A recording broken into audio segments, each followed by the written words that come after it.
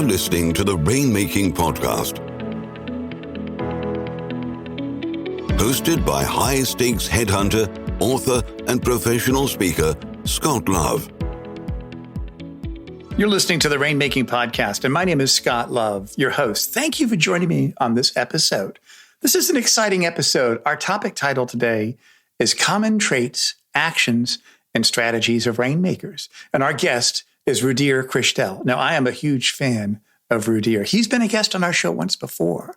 I even ran into him at a conference a few weeks ago, and he's one of my favorite people that I follow on social media. Even if you're not in the legal industry, this program is going to be very valuable and helpful for you if you're in the business of rainmaking. Now, Rudhir is an executive coach and facilitator that works specifically with lawyers and the legal community. I think you're going to get some great ideas out of my conversation with Rudhir. This is one of those episodes I'd recommend that you bookmark, share it with your friends, listen to it over and over again. There's some really great ideas in here that I think are going to help you. Also, if you're part of an association, I'm doing a little bit more speaking. I was booked to speak at the National Association of Personnel Services later this year. I'm speaking at Top Echelon. 2 weeks ago, I spoke at TempNet, also spoke at the American Pyrotechnics Association meeting earlier this year. I don't want to do more than 10 to 20 speaking engagements a year because my core focus really is doing partner placements for law firms. But if you're involved in a trade association looking for a keynote speaker, reach out to me. I'll send you my demo video, testimonials, and topic titles. Anyways, enough of that commercial. As always, this podcast is sponsored by Leopard Solutions, legal intelligence suite of products, Firmscape, and Leopard BI. Push ahead of the pack with the power of Leopard. And now here's a conversation with my friend, Rudhir Krishtel. Thanks for listening. Hey, this is Scott Love with the Rainmaking Podcast. Our special guest today is someone we've had on before, Rudhir Krishtel. And today we're talking about common traits and actions of top-performing rainmakers. Rudhir, thanks for being on the show. Thanks, Scott, for having me. It's great to be back. Yeah, this is great. I mean, I know people that you've mentored and coached. In fact, one of them referred you to me long ago. I like the fact that you've really helped birth over 50 millionaires with people that you've worked with closely one-on-one, that you've had people go from $250K book to $5 million book, from a $500K book to $20 million book in 20 months. I mean, those stories are just absolutely amazing. So you've got the credentials and the quality. And let me ask you this. If there was one thing that all those people did compared to people that didn't do that you may have known, what do you think that one thing is? Clarity and consistency. Oh, wow. They were very clear about their goals, and they were very consistent in their approach to meeting it. So let me ask you this. Let's kind of start with those two things. Clear about their goals and consistent in their approach.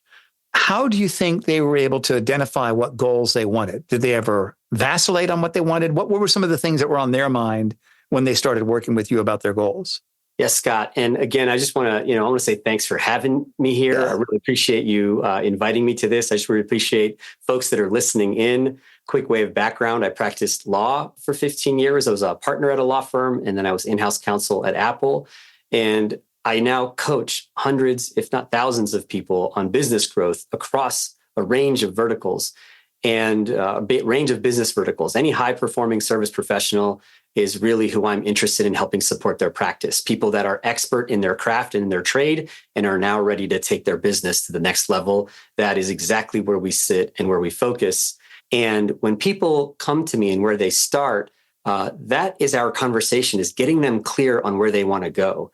Yeah. And oftentimes people don't have that clarity when we start working together. They're very unclear. They may have a sense, and really what they want is success. What they're looking for is taking their career to the next level. But how they then frame those goals and how they get clarity, that's really where we help. That's where we offer, I feel like, a lot of support on the front end, is really getting them crystal clear on where we want to go. And to me, it's a Apple Maps or a Google Maps approach. We want to get clear on the destination, and then the steps on how to get there will unfold. And there will be many paths. You might have many routes, but the most important thing is being clear on the destination. And I think a lot of service professionals are clear on next steps and they just want to elevate from where they are. But I'm getting people very clear on where you see yourself 5 years or 10 years from now. a business mindset, a business owner mindset. Because once you have that clarity on 5 or 10 years, you build your North Star, you get very clear inside, and then we come up with the steps that move you towards it. That's great. So let's say you're working with someone, they got really clear on what they want. Now we're looking at the Google map, so to speak. And you mentioned there's different ways to get there. What do you think are some of the common paths or common ways people really start building their practice? Well, before we get to the steps, in terms of the clarity on where they want to go, I really want to know what their business size is. I really want to know what would be ideal. And it's hard for people to come up with that number because some people aren't actually, some people are in it for the money, some people aren't. Some people are in it for the type of client. Some people are in it for the team that they want. Some people sort of have a vision for their business. And so we want to take time early on, just getting very crystal on where we're going. What is that business size? What is that ideal revenue? I call them aims, powerful numbers. What are your aims? What is your annual revenue goal, 5 or 10 years from now? What is your income? I is for income. What does that mean for you personally?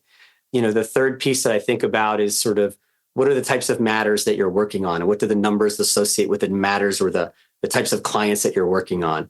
And then S is what's your support look like? And so we want to get people clear on the numbers. We want them to know what is it that they're aiming for. And then the steps start to unfold. But the size of their business, the personal income that they want, the types of matters and the types of clients that they want, because some folks might be working on a particular type of client now, but they see themselves in a different light down the road. And so we want to get really clear on what that level up looks like. And then nothing of significance happens alone. It's not just going to be themselves on an island 5, 10 years from now. So what's that support look like? What's the team look like? And so we want to get clear on your aims. We want to get very clear on where you're going. And then we can talk a little bit about, well, what are the things that I need to do to get there? Yeah. Okay, great. So what do you think are some of the common pitfalls people should avoid when they're trying to get clarity on what they want to accomplish? Some folks feel like they want to attack everything. And so I think generalists or being a generalist, when you're an expert in your practice or in your trade, you feel like you could solve everyone's problems. Mm-hmm. But when I want clarity, I want real specifics. I want who's the type of client, what industry are they in? What level are they at in their growth? Is your client medium to small size businesses? Is it multi-billion-dollar or trillion-dollar organizations? What's their market cap? What industry are they in? I want people to get really specific. I often work, obviously, because of my background with a lot of lawyers, but we work with all sorts of professionals. But let's take lawyers as an example.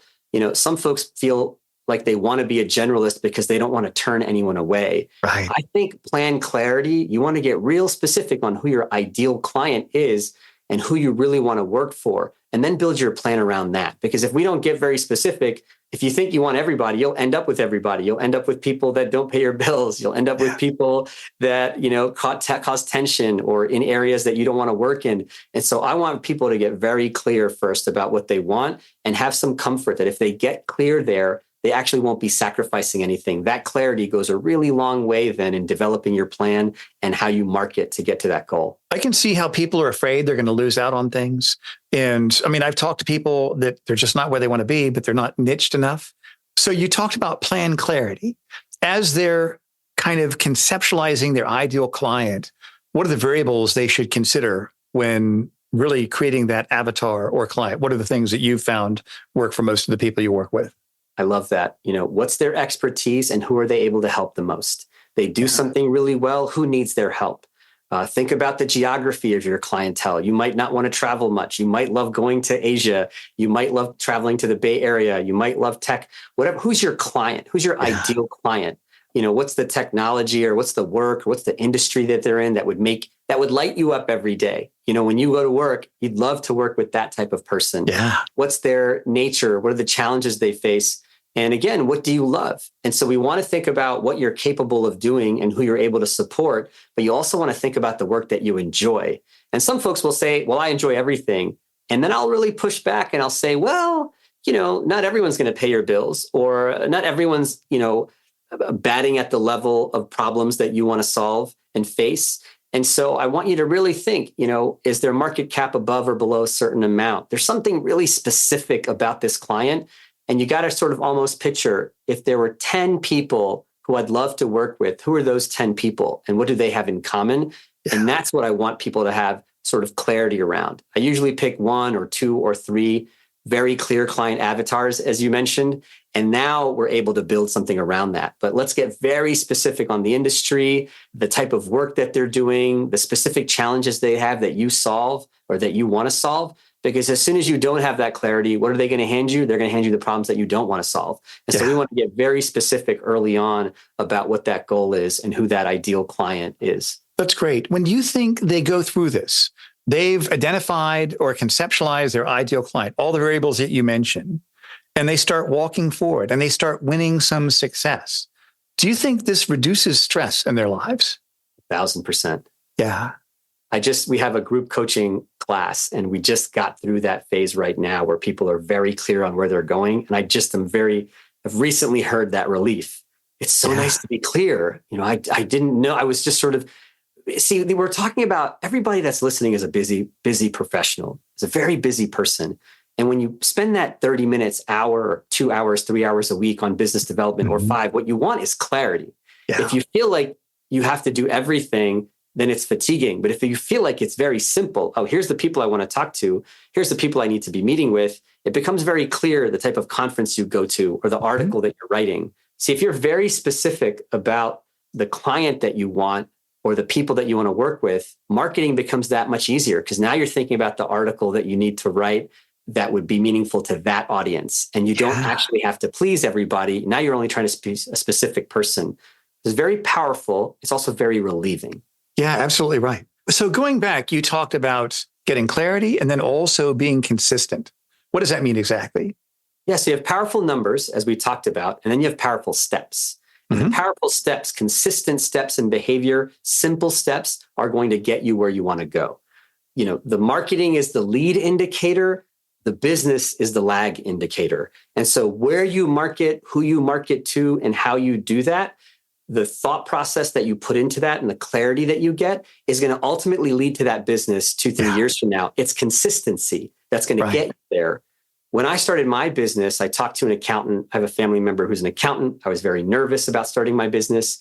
And I said, hey, how is this going to happen? He said, look, you stick with this for 3 years, it's going to work out. Yeah, that's great. And I said, well, how do you know that? And he said, that's what happens with businesses. There's 1,000 off-ramps to success, and many people are willing to take them. And one of the off-ramps is just doing my current work instead of growing my business, right? People get tied back into their day-to-day and their client service, and they don't focus on their business growth. And so there's so many off-ramps, including your own work that's in front of you. But if you consistently stick with this over time and you have a clear plan, then we will get there over 3 years. And now I've seen it time and time again, that as soon as we set these goals, I tell people, be really careful because we'll be accomplishing these in 3 years. And they'll call me 3 years later and they'll say, we got here. My business went from 250K to 6 million. I now have a team of people supporting me. I'm in management now. And I couldn't have even imagined these things when we started. And so this is the type of thing when we have that clarity early on, it creates the relief, but then the consistency in the steps and that we're clear on those steps will ultimately get you there 2, 3, 4, 5 years from now. That's great. So let me kind of pull the curtain back then on the work that you do with your clients. What do you do to keep people to stay on task, not to take that off ramp that can distract them? What do you do? We start with a clear playbook, and I just remind them that this is a playbook that's going to evolve over time. And I help people stay consistent to that plan. And so it reminds me of a football season. There's preseason, there's spring training and preseason where you're coming up with your playbook. And in preseason or in the first few games, a 16-game season, as an example, you have this amazing playbook. You start the first 4 games. And let's say you're a 1-3 team or a 2-2 team. Well, we're going to have to update that playbook. But if you're a 4-0 team and things are going well, now we keep it going. And so the thing that we do is first give them plan clarity, and then we hold them accountable to it. And when they are consistent with it, we start to see, is this the right plan or the wrong plan? By game 5, are we throwing out the playbook? Are we moving to something different? We want folks, moving into the playoffs. We want people to win that big ticket and that big game. And who knows wherever they're starting, but all we're trying to do is level them up from the prior year. And so you could come in as a 2-14 team or a 7-9 team, but we want a playbook that's going to level you up so that every year you're growing your business and taking it to the next level. Yeah, that's great. Holding people accountable to that so that we are constantly, consistently moving towards that North Star. So let me ask you this. Tell me a story of someone that you've worked with, and you don't have to mention their name, of course, but what were the problems and challenges they had when they came to you? What did you advise them on? How did you coach them? And what was the success that they achieved? I'll start with one of the earlier clients that I worked with, who I've been working now with for about 5 years. And it was amazing. When they came to me, they were working, they were a service partner, somebody that is an expert in their practice and able to lead and manage any case. And yet they're working for another Rainmaker. And so they have someone else that's been bringing in the business. And so, this particular client may have had around 250, let's say, originations. And so they had their own business, but it wasn't the type of significant business that's able to support themselves and others. And so that's where we start, is that you're a service partner, really good at your craft, but not necessarily having the relationships that you need and the business that you want. Yeah. So what advice would you give to that person that might be in somebody else's shadow? They're a service partner. What do they need to do to really build that book of business? And so this person, that I'm thinking about had relationships already. They just weren't actually building business relationships and making the asks that they needed. Making an ask is a powerful tool, knowing what to do and how to do it. I talked to another client recently and I said, how many people do you know in the position of giving work? And he said 50. And I said, well, how many of them really trust you? And he said about, 20, 25 trust me. And I said, how many of you asked for business? And he said 0. Yeah. And I said, well, what if we asked all 50 of them? Would that make a difference in your business this year? And I asked him and the 20 other people that I was coaching at the time. And I said, let me know, how would his business grow if he made 50 asks? And everybody said 100% it would grow. It would grow 100%. And so with this particular attorney, we came up with the plan. We had a clarity on where they wanted to be. And so many years ago, they said, I want to be at 4 million in 5 years. I want to have 4 million in business. And that would mean X amount in personal income. And I said, okay, great. We went around, we got very clear on 2 aspects of their practice, one-to-one and one-to-many. Who are the personal relationships that they need to grow and how are we going to evolve that? And what is the type of exposure that you need? What is the bigger picture exposure, whether you're speaking more places or writing more so that many, doing more social media so that more people find out about you. And we got very consistent with that plan. And ultimately what has to happen is a little bit, maybe even a tussle with that senior partner, because you're starting to grow your relationships and you're prioritizing your relationships sometimes even over theirs. And so that tango, your plan clarity, you moving forward on your relationships, you being clear about the places where you want to be sharing your message and providing your service on a broader network. And then ultimately stepping out of the shadow is what got that person to where they are today. Yeah. And I'll tell you, 4 years later, 5 years later, their originations are at near 8 million. Wow. They've moved into a position of, a management role. They have amazing direct client relationships, and they have a team of people supporting them. And so an entire swing in sort of life in nature. And obviously their income has gone up. And so much has changed for them just by really prioritizing these relationships and coming up with a meaningful plan and staying consistent with it over years. Yeah. So this doesn't sound like it's rocket science or brain surgery, right? It shouldn't be. Many people have built a business before you. This is not rocket science. Exactly right. The hard part is prioritizing. They say working on the business instead of in the business. Yeah, right. What most people are doing are still thinking of themselves as an employee. They're still thinking of themselves as a W-2. And the hard part is cutting the cord with that and really going out of your own and taking those risks, building those meaningful relationships and nurturing them so they grow to where you want them to go. So do you think then that sometimes people, they've taken your advice, they've built their practice, and they still might be in somebody else's shadow? And essentially, do you think it's possible for somebody to outgrow the law firm that they're with? Most people that I work with are not in anyone's shadow anymore. Yeah. And so that's not the case. I think when you create your own, plant yourself in a bigger pot, put yourself in a unique situation, after I work with people for a series of years, that isn't the case anymore. They've actually, created a bit more of an ecosystem around them rather than being a part of something else. Some people are in hybrid situations because that's what they ultimately wanted. Right. They wanted to be in support of the firm's current clients and also create their own practice. And so again, with goal clarity, people tend to end up what they set their mind to.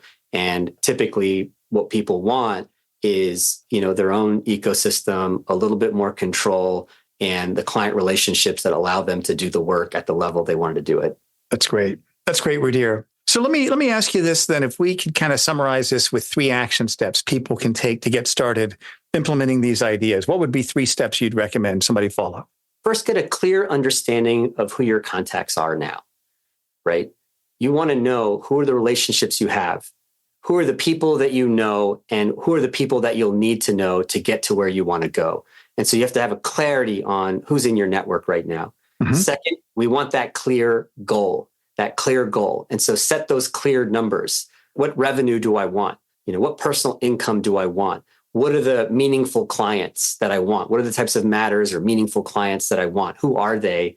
And then ultimately, what's the support that I'll need to get there? What will this look like in a few years? And so I want first the clear list of contacts. Second, I want the clear numbers or clear goals. And then ultimately, I want clear steps. Yep. I want clear steps on where I'm trying to go. And that means, how am I building personal relationships, and how am I increasing in my exposure so that more people know about me so that I can ultimately generate the business that I want? That's great. And then they're on their way to becoming a Rainmaker.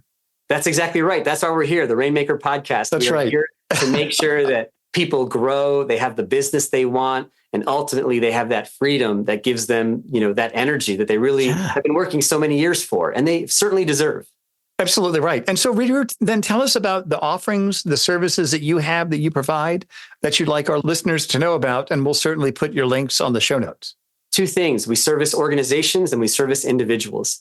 And with organizations, we come in and host workshops for large teams of people on how they grow their business. And so we work with a series of organizations where we come in regularly to talk about the various tools that people can implement to grow their practice as a collective. And then we work with individuals. We have an amazing group coaching program. We call it the BD Circle. You can check it out on our website at krishtel.com. And the BD Circle is a 6-month program where we level people up in their practice. We put them on a path, and we put them on a path to growth.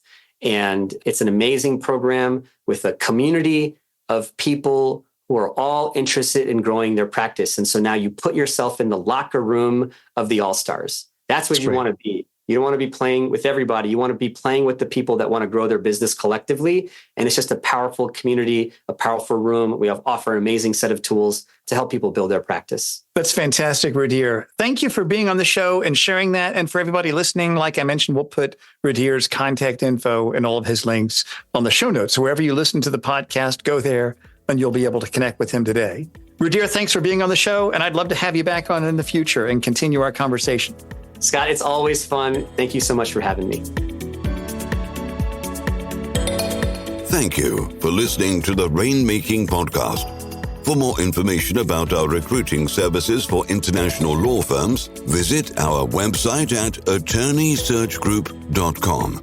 To inquire about having Scott speak at your next convention, conference, sales meeting, or executive retreat, visit therainmakingpodcast.com.